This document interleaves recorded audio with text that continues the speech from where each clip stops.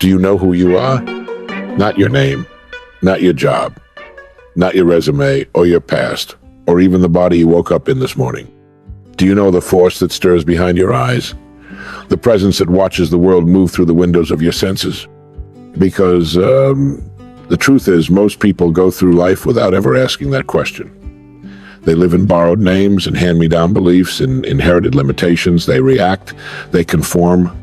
They exist in a world of outside answers, while the real treasure, the real power, lies buried within. You are not your name. You're not your skin, your bones, your weight, your bank account, your background, or the zip code that raised you. You are something deeper. You are the quiet miracle behind the thought, the unseen architect of every action you've ever taken. And if you dare to look inward long enough, not with judgment, but with curiosity, you might just meet the most powerful ally you'll ever have. You. Because your life is not happening to you, it's happening through you. And until you stop chasing answers in the world and start asking questions within, you'll always feel like a guest in your own story. We are spiritual beings living in physical bodies, gifted with an intellect that can reason, imagine, and create. But somewhere along the way, we forgot that. We traded purpose for performance. We let our surroundings shape our standard. We gave up our power to think and chose to react instead. The truth? 95% of people live on autopilot. They wake up and go to jobs they don't love, in bodies they don't respect, in lives they didn't consciously design.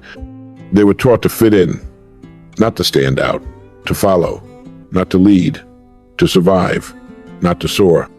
But you're not here to survive. You're here to wake up. And waking up begins with a decision to know who you are. Not who the world told you to be. Not who your friends expect. Not the version that's digestible, likable, quiet, or marketable. The real you. The one who dreams in vivid colors. The one who imagines worlds that don't yet exist. The one who feels a pull, maybe faint, maybe roaring towards something more. That voice inside of you, that hunger, that whisper that says this isn't all there is, that's not noise, that's not foolishness, that's your soul begging you to listen. Because you weren't born to blend in, you were born to rise with intention, with clarity, with fire in your bones and purpose in your hands. Success doesn't start in a boardroom. It doesn't begin when someone hires you or when a bank approves you. It starts the moment you decide to know yourself. Because when you understand what you are, a creator, a thinker, a force, the world bends to meet the image you hold in your mind. Thoughts become things. Every building, every bridge, every breakthrough began as a thought. And that same power lives in you, right now, waiting to be remembered. But most people never get there. Why? Two barriers. The first is internal. It's your conditioning, the voices you absorbed as a child, the beliefs etched into your subconscious before you could speak. They told you who you were, what was possible, how far you could go, and you believed them. The second is external. It's the environment. The people who modeled mediocrity and called it realism. The culture that rewards comfort and mocks courage. The systems that ask for conformity and punish boldness. Together, these forces script your life, unless you rewrite the script. And you can. But first, you must understand, success is not money. It's not fame. It's not applause. Success is the progressive realization of a worthy ideal. It's knowing where you are, knowing where you're going, and moving toward it with everything you've got. That's it. No permission slips, no gatekeepers, just decision, direction, discipline. You must decide what you want. You must become obsessed with it. Not wishful, not hopeful, not maybe someday. Decide. Then write it down. Carry it with you. Let it tattoo itself on the inside of your mind. Because the mind doesn't respond to vague wishes. It responds to clarity. When you say, I want more money, the universe shrugs. When you say, I will earn 100 a year doing work I love, the gears begin to turn. You don't need to know the how. You need to own the what.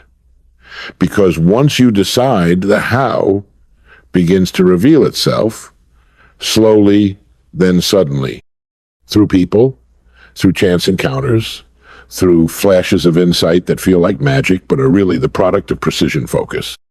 But here's the catch. The moment you decide what you want, your mind will offer you a list of reasons why it's impossible. Ignore it.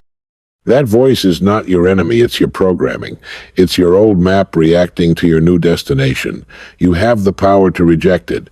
You are not your thoughts, you are the thinker of thoughts. And you can choose which thoughts to accept and which to evict. Reject the ones that say you can't. Embrace the ones that whisper, what if? What if you're capable of more than you've ever imagined? What if you were never broken, just buried? What if the life you dream of isn't a fantasy, it's a memory from the future calling you home? You don't need to change who you are, you need to remember who you are. And that remembering begins with the mind. The mind is not a container, it's a projector. It doesn't just store reality, it creates it. Every day, in every moment, you are building pictures in your mind, and those pictures are building your life. If you see yourself as powerful, you'll act with power. If you see yourself as prosperous, you'll make decisions that attract prosperity. If you see yourself as worthy, the world begins to mirror that worth back to you. Your self-image is the thermostat of your success. It sets the standard, and you will never outperform the image you hold of yourself, not for long. So, change the image. Close your eyes and see the life you want. Not in vague strokes, but in high definition. See it, feel it, taste it, smell it. Make it more real than the distractions of your current surroundings. Then write it down. Describe it, read it every day. Let it sink into your subconscious like ink into paper, because repetition is the language of the mind. And as you read it, day after day, something begins to shift. Not out there, in here. Your posture changes, your voice deepens, you walk into rooms with a quiet fire in your chest that wasn't there before. You stop explaining yourself, you stop asking for permission. You stop shrinking to fit into places you were never meant to stay. You stop becoming the image you planted, because your subconscious mind doesn't know the difference between what is real and what is vividly imagined. It only responds to repetition, to belief, to vision that refuses to fade. And here's the truth. Most people will never do this work. They'll scoff, they'll shrug, they'll tell you it's nonsense, that it's too simple, too naive, too new age. But don't listen, because the masses are rarely right. If they were, 95% of people wouldn't spend their lives working jobs they dislike, retiring, broke, and wondering where the time went. The 5% who think differently, they're the ones who changed the world. They were ridiculed before they were revered. Edison failed 1,000 times before the light bulb. Disney was told he lacked imagination. Ford was mocked for dreaming of cars when horses ruled the streets. But they had something the world couldn't take away. A vision, a clear, unshakable picture in their mind of what could be, and the courage to move toward it when no one else could see it. And you have that same power. You just have to believe before you see. You have to walk by faith, not by sight. You have to trust that the image in your heart is not a hallucination, but a revelation. You have to bet on yourself, even when doubt creeps in, even when the results are invisible, even when your environment hasn't caught up to your dream, because the environment doesn't change, first you do. The results don't appear before the belief they follow it. This is not wishful thinking. It's ancient principle. It's how the mind was designed to work. You think, you feel, you act, and you attract. Thoughts create feelings. Feelings create actions. Actions create results. So if you want to change the results, don't start with the paycheck. Start with the picture. Start with the thoughts. And understand this. You control them. You're not a puppet being pulled by strings of circumstance. You are the author of your inner world. You choose which thoughts to nourish, which to release, which to plant, and which to starve. And yes, it takes practice. Yes, your old identity will resist. Yes, there will be days when the noise of the world is louder than the whisper of your vision. But that's the test. That's the refinement. That's the furnace where new cells are forged. Because the world will always reflect back to you who you believe you are. That's the law.